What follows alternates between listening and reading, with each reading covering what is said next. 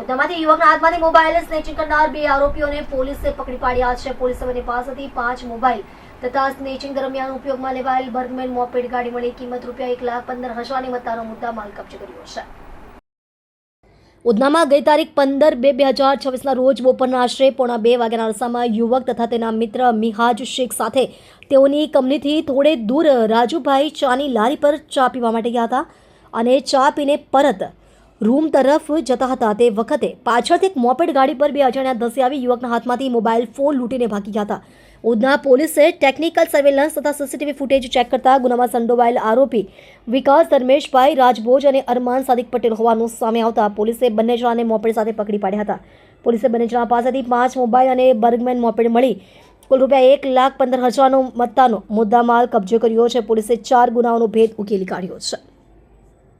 Udhna police station વિસ્તારમાં ગઈ તારીખ 15/2/2026ના રોજ ધરતી નમકીન પાસે એક 2 કામદારો ચાલતા જતા હતા અને એમનો ફોન સ્નેચિંગ કરવામાં આવેલો, જે આધારે ઉધના પોલીસે ગુનો નોંધવામાં આવેલો અને આગળની તપાસ ચાલુ કરવામાં આવેલી.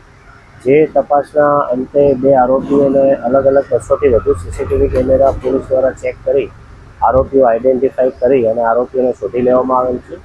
આરોપીઓની પૂછપરછ કરતા આરોપીઓ પાસેથી કુલ 5 ફોન કબજે કરવામાં આવેલા છે. જે મોબાઈલ ફોન આરોપીઓ દ્વારા સુરત શહેરના ઘોડાદરા, લિંબાયત, વેસુ પોલીસ સ્ટેશન વિસ્તારોમાંથી સ્નેચિંગ કરવામાં આવેલ છે. આરોપીઓ વિરુદ્ધમાં અગાઉ પણ સ્નેચિંગના ગુના દાખલ થઈ ચૂકેલા છે, એટલે આરોપીઓ ગુનાહિત ઇતિહાસ ધરાવે છે. 2 આરોપીઓ છે, જેમાં એક આરોપીનું નામ છે વિકાસ રાજભોજ અને બીજો આરોપી છે અરમાન.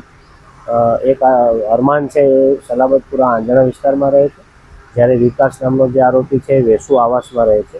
બંને આરોપીઓ પાસેથી 5 ફોન અને એક 2 વ્હીલર મળી કુલ ₹1,15,000નો મુદ્દામાલ કબજે કરવામાં આવ્યો છે.